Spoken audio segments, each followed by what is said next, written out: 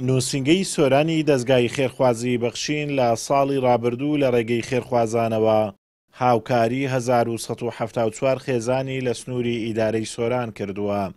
بڕی هاوکاری کۆکراوە و دابەشکراو بەسەر خەڵکی هەژار و لێقەوماو کە لە ئیدارەی سۆران لەلایەن بەخشینەوە دابین کراوە بڕی 71 ملیۆن دینار بووە.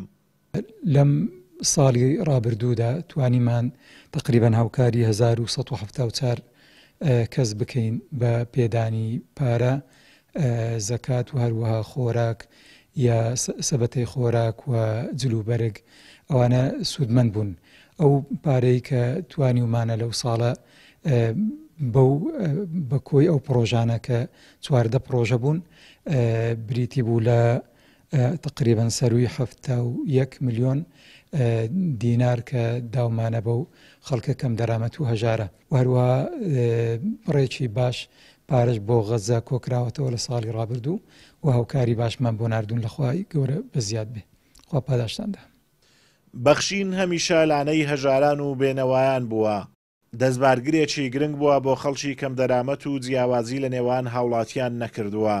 هەر ئەمەش وای کردووە دەستگاکە ببێتە جێگای متمانەی خەڵک و سەدەقە و هاوکاریەکانیان بە بەخشین بسپێرن بۆ ئەوەی بە شوێنی خۆی بگات.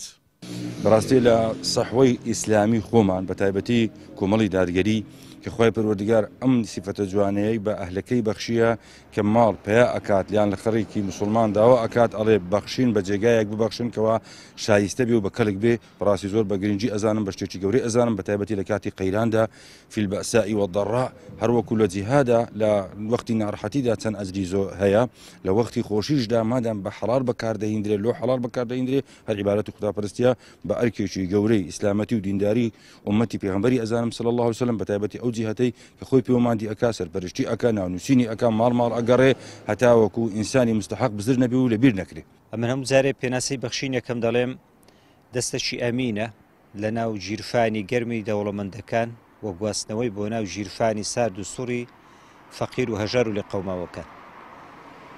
بەخشین کاریگەری لەسەر ئاستی هەرێمی کوردستان و حتا دەروی هەرێمی کوردستانیش بووە. هەرێمی کوردستان وەکو دەڵێن حاشا هەڵنەگرە، هەموو وەکو دەڤەر و ناوچەکانی هەرێمی کوردستانی گرتیتەوە هەموو ئەو کەسانی کە محتاج جا هەر لە دروستکردنی مزگەوت، دروستکردن و نۆژەنکردنی قوتابخانەکان، هاوکاری کەم دەرامەتەکان بە تایبەتی دروستکردنی خانوو بۆ کەسی فەقیر و لێقەوماو. باشترین بەرنامەی بەخشین ئەو بەرنمەیە کە هەژارێک لە هەژاری ڕزگارەکە.